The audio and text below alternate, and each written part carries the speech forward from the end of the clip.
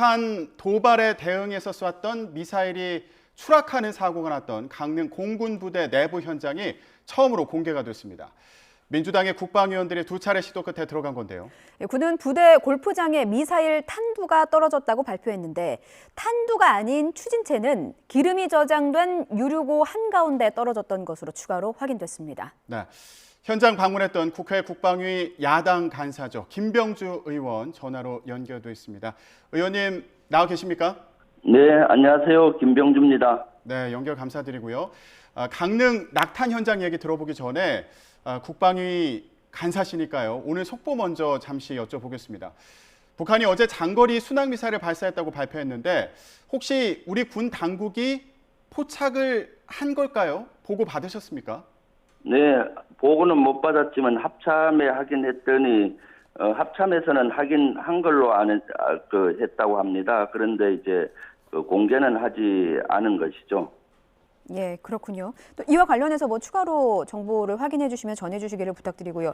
강릉 낙탄 사고 현장 얘기를 좀 해보겠습니다. 현무2C 미사일이 발사 실패로 군부대에 떨어졌는데 이게 탄두하고 추진체가 떨어진 지점이 달랐습니다. 현장 가보셨으니까 먼저 탄두가 추락한 지점은 어떤 모습이었습니까?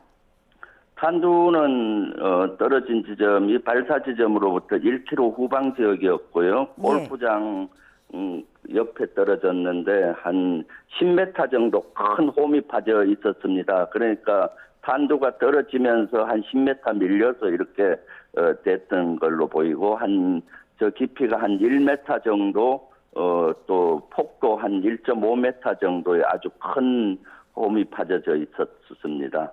네, 지금 저희가 화면에 어제 현장 방문했을 당시에 골프장에 떨어진 그 현장을 보여드리고 있는데 말씀하신 것처럼 지금 땅이 굉장히 많이 파여 있는 그런 모습을 볼 수가 있습니다.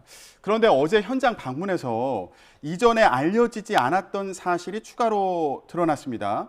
추진체 같은 경우에는 유류 저장고 인근에 떨어졌다고 하는데 이거 위험했던 거 아닙니까? 네, 대단히 위험하고 아찔했습니다. 추진체 같은 경우는 대형 유류 저장 시설 중간에 떨어진 겁니다. 그래서 만약에 그날 다행히 비가 많이 와서 그 저장 시설에 불이 옮겨 붙지 않았지, 만약에 비가 안 왔든가 조금만 옆으로 떨어졌어도 대형 참사로 이어질 뻔했습니다. 군에서는 유류고가 잔디로 이렇게 입혀져서 폭탄에서도 견딘다고 하는데 바로 옆에 보니까 한 10m 지점에 유류 저장 탱크로 유류를 주입하는 주입구하고 이런 시설이 있습니다. 만약 그런 지역에 떨어졌다면은 너무나 아찔합니다. 그래서 공군관계관도 천운일이었다고 하고요. 또 그 유류구뿐만 아니라 하염이 있던 그 추진제 지역으로부터 한 40m 옆에는 정비대 차량과 정비대가 있었습니다. 거기는 기름이 많은 지역이잖아요. 그 지역도 아주 아찔했고 또 그 추진대가 떨어진 지점으로부터 130m에는 병영 막사가 있었습니다. 그래서 그 병영 막사에는 많은 병력들이 저녁에 자고 있었거든요. 그래서 너무나 아찔한 순간이었죠. 예. 말씀하신 것처럼 뭐 유류 저장 시설 주입구나 뭐 군 장병 생활관이나 뭐 근처에 교회도 있었다고 하니까 이곳에 떨어지지 않은 게 말씀하신 것처럼 정말 천운이었던 것 같은데 군에서는 사실 탄두가 떨어진 위치만 밝혔으니까 거짓말을 한 것은 아닙니다. 하지만 이 추진체가 떨어진 지역은 왜 미리 밝히지 않았다고 하던가요? 그러니까요.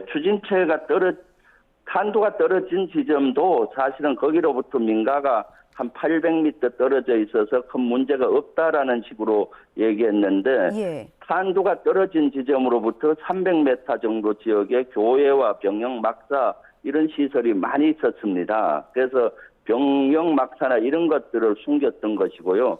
특히 추진제가 떨어진 지점은 대형 유류 시설이 있는 지역이었는데도 불구하고 그런 거를 밝히지가 않았죠. 그러니까 대부분 사람들은 골프장에 떨어진 거 아닌가라고 추측을 했던 것이죠. 예. 예, 그렇군요. 그래서 이번 방문을 통해서 지금 추진체가 이렇게 유류 저장고 인근에 떨어졌다는 점, 그리고 주변에 이렇게 위험한 시설들이 있다는 점을 다시 한번 확인을 하셨는데, 그런데 국방부에서는요, 이게 은폐 주장은 부적절하다 이런 입장을 밝혔습니다. 그동안 계속 설명을 해왔다는 입장을 내놨는데 이거 정치적인 접근 아니냐 이런 시각으로 보는 것으로 해석이 될 수도 있겠는데요. 어떻게 보세요? 은폐는 국방부가 축소 은폐를 한 것이죠.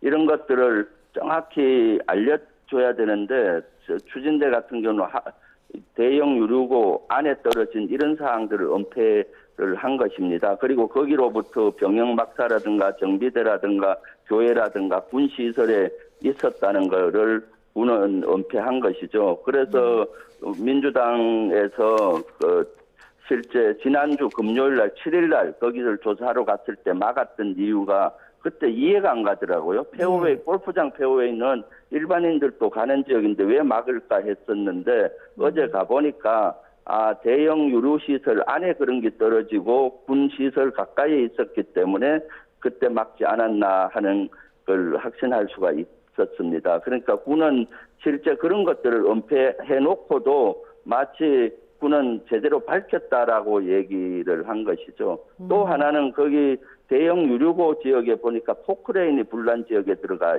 있는 자국이 있어서 왜 그러냐 했더니 그 밑에 전선이 아침까지도 계속 스파크를 일으켜서 그걸 제거하니라고 그랬다고 하더라고요. 그러니까 완전한 처리가 오래 걸린 것입니다. 그런 것들을 은폐한 것이죠. 이런 것들은 당장은 부대 안에 있는 장병들의 안전과 직결되는 거고 조금 더 크게는 강릉 시민들이 10시간 30분 동안 공포 속에 살았잖아요. 그런 걸 제대로 밝히지도 않은 것이 축소 은폐라고 볼 수가 있죠. 그래서 국방부에서는 은폐했다고 주장할 게 아니라 장관이나 또는 대통령실에서는 진심 어린 사과가 문제이죠. 예. 자, 의원님, 끝으로요, 요거 하나만 더 여쭙겠습니다. 미군과 함께 에이티킴스 4발도 발사를 했는데, 우리 군이 쏜 2발 가운데 한 발은 도중에 추적 신호가 끊겼다, 이런 보도가 나왔습니다. 이게 사실이라면은 표적에 명중했는지 확인이 안 됐다는 얘기고, 이 역시 발사 성공이다, 이렇게 보기 힘든 건데, 혹시 이 부분에 대해서는 좀 확인이 된 게 있을까요? 네, 아침에 확인을 해봤더니, 그 뉴스 내용이 맞았습니다.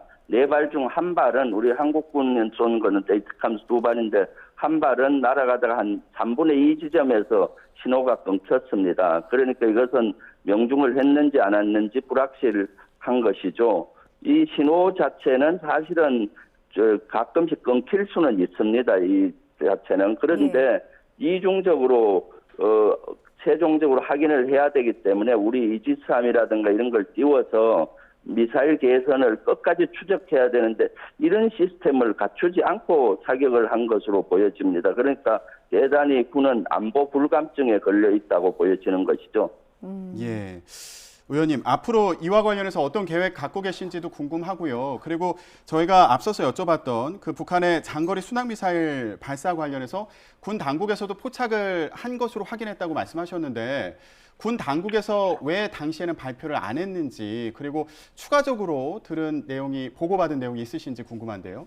네, 순항미사일과 관련해서는 제가 아침에 확인해 보니까 탐지는 했는데 발표는 안 했다라고 순항미사일은 그동안 발표를 안 했다라는 것이 합참의 입장인데 그것은 사실입니다. 순항미사일은 발표할 때도 있고 안 할 때도 있었는데 이것은 꼭 했어야 되는 겁니다. 왜냐하면 지금은 남북관계가 아주 긴장도로 가기 때문에 북한의 미세한 움직임도 국민께 알려야 되는 것이고 이번에는 또 북한 주장에 의하면은 2,000km까지 날아간 순항미사일이잖아요. 이렇게 장거리로 실험한 것은 제가 알기로 처음입니다. 그러면 신형 무기거든요. 그러면은 신형 무기는 공개를 해서 대비를 해야 됩니다.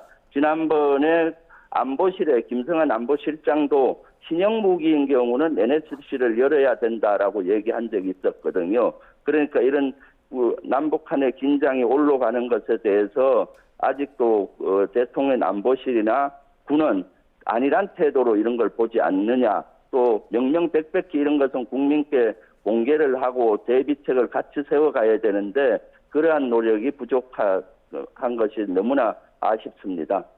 네, 알겠습니다. 그 미사일 추락 사고와 관련해서는 일부에서 국정조사가 필요하다 이런 말씀을 어제 하기도 해서요.